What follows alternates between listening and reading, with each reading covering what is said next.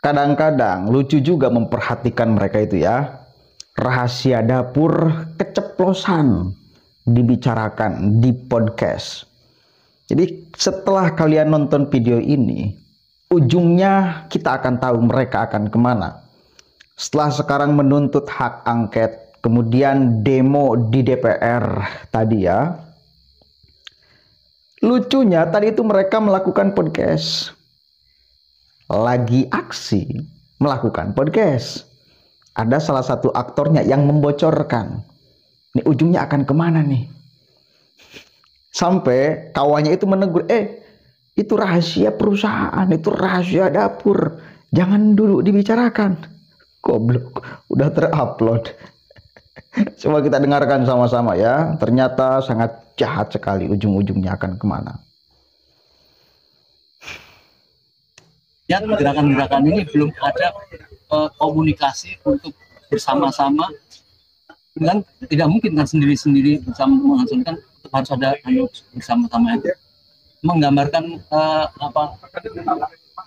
finishing atau seperti kayak apa? Saya kira harus ada magnet, magnet untuk bisa menyatukan gerakan baik mahasiswa, wirawan, emak, santri, gitu kan, aktivis, kelompok-kelompok yang sekarang mungkin berjalan sendiri-sendiri, gitu kan, ada magnetnya.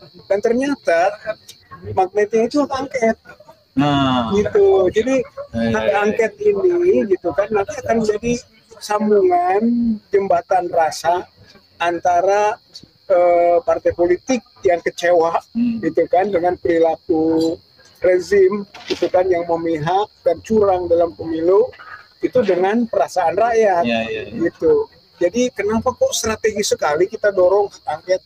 Hak angket itu mulai masuk saja nanti dengan 25 orang pengusul misalnya, itu sudah mulai ada galangan kekuatan massa untuk mendukung. Artinya harus didorong benar sampai disampaikan Pak Marwan tadi tentang angket tadi ya. Saya kira itu strategi. Jadi hak angket ini blessing in disguise, gitu, yang nggak terpikir pada waktu proses awal kita menyatakan pemakzulan, gitu kan, sampai kecurangan pun masih diarah-arahkan ke MK, gitu kan, nggak ada lagi jalannya. Selain itu paling kita ke Bawaslu, gitu kan, mengadukan. Tapi ternyata ada jalur politik yang tidak terduga, dan itu strategis, dan itu adalah hak penyelidikan.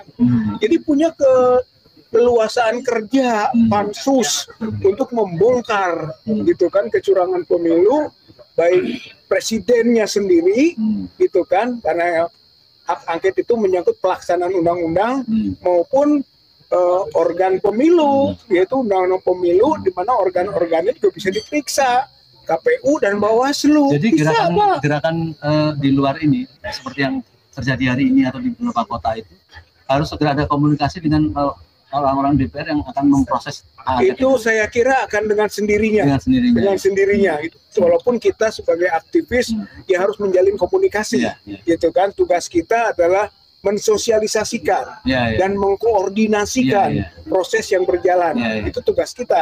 Itu tantangan kita semua. Tapi sebenarnya hak angketnya sendiri akan bisa menggerakkan semua, gitu kan. Jadi kalau saya sangat yakin begitu mulai hak angket, kemudian ada follow up pada tingkat bamus atau juga mungkin paripurna, mungkin ada pro kontra, itu kan, dan sebagainya, itu adalah kekuatan yang bisa menyedot masyarakat, umat untuk datang ke DPR berbondong-bondong, dan akhirnya peristiwa 98 akan terulang. Baik, itu kerjaan-kerjaan di belakang layar ya, nggak usah dibuka-buka. Mungkin 1 menit ada yang mau disampaikan? Ya, saya Oke. Dimotori oleh channel Refli Harun. Untung live streaming, jadi tertangkap deh kalimatnya itu. Nggak bisa dihapus, bukan uploadan, bisa diedit dulu. Live streaming, bos. Artinya gini loh, kita sebagai masyarakat mesti sadar, ujungnya mereka akan melakukan apa? Berbuat kerusuhan seperti 98. Kerusuhan seperti 98. Seolah kemudian situasi sekarang itu semencekam 98. Seurgen 98 yang semua lapisan masyarakat bersatu berkumpul menumbangkan satu rejim Soeharto. Situasinya beda bos sekarang dengan dulu. Psikologi masyarakatnya juga beda. Dulu dengan sekarang. Lalu kalian akan buat ini situasi seperti 98. Terjadi kerusuhan dan lain sebagainya. Hati-hati, hati-hati sebagai masyarakat. Jangan terkontaminasi. Jangan ikut-ikutan gerakan politik mereka yang busuk luar biasa. Kenapa busuk luar biasa? Iya dong, mereka tidak mau menerima kekalahan sehingga berupaya berusaha sekuat tenaga semaksimal mungkin untuk berbuat kekacauan. Yang penting gugur ini pemilu. Hasilnya gugur. Suara kita itu nggak dianggap sebagai suara yang sah. Suara kita itu nggak dianggap loh sebagai suara yang sah. Seolah kita itu punya suara hanya hasil intimidasi, rekayasa, dan lain sebagainya. Kan itu. Ketika kita sudah mengetahui ujungnya mereka akan kemana, bodoh sekali bila kemudian kita masih ikut gerakan mereka yang ujung-ujungnya akan berbuat kerusuhan, kekacauan, ketidakstabilan negara. Sebarkan ini sebanyak-banyaknya agar orang paham tujuan mereka kemana sih. Nggak habis pikir saya. Dan yang ngotot itu hanya kelompok pendukung Anies Baswedan loh. Ngotot luar biasa itu. Pendukung Anies Baswedan. Seolah dunia ini akan runtuh bila Anies tidak jadi presiden. Seolah Indonesia ini akan hancur bila Anies tidak jadi presiden. Kan gila. Seolah semuanya berantakan bila Anies tidak jadi presiden. Santai bos. Anies tidak jadi presiden, itu tidak akan terjadi apa-apa. Indonesia akan tetap baik-baik saja. Jangan tanamkan pikiran di masyarakat. Negara ini wah segala macam. Enggak. Mereka melakukan seperti itu disandarkan pada apa sih? Kepentingan politik kok.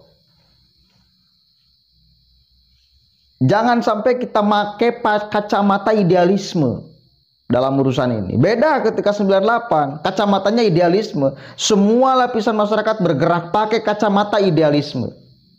Ada bumbu-bumbu politiknya, tapi tidak terlalu kuat.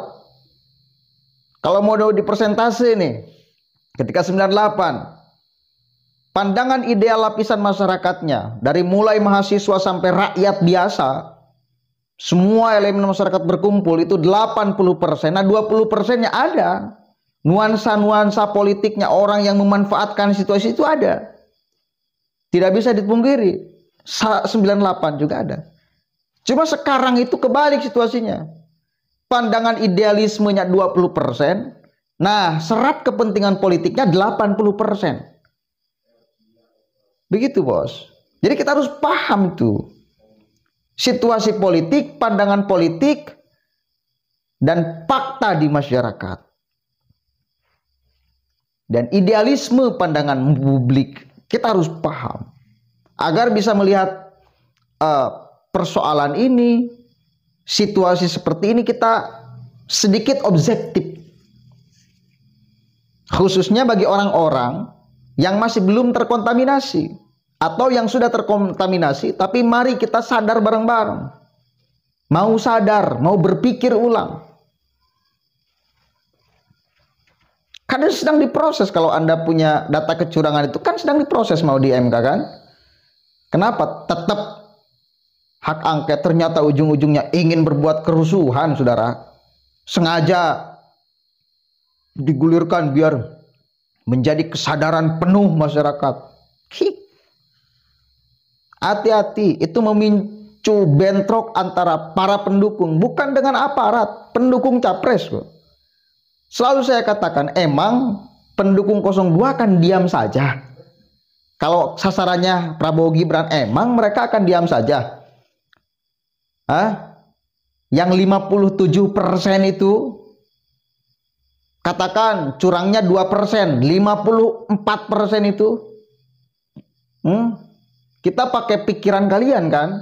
Wah itu curang ya, kalaupun ada kecurangan tidak akan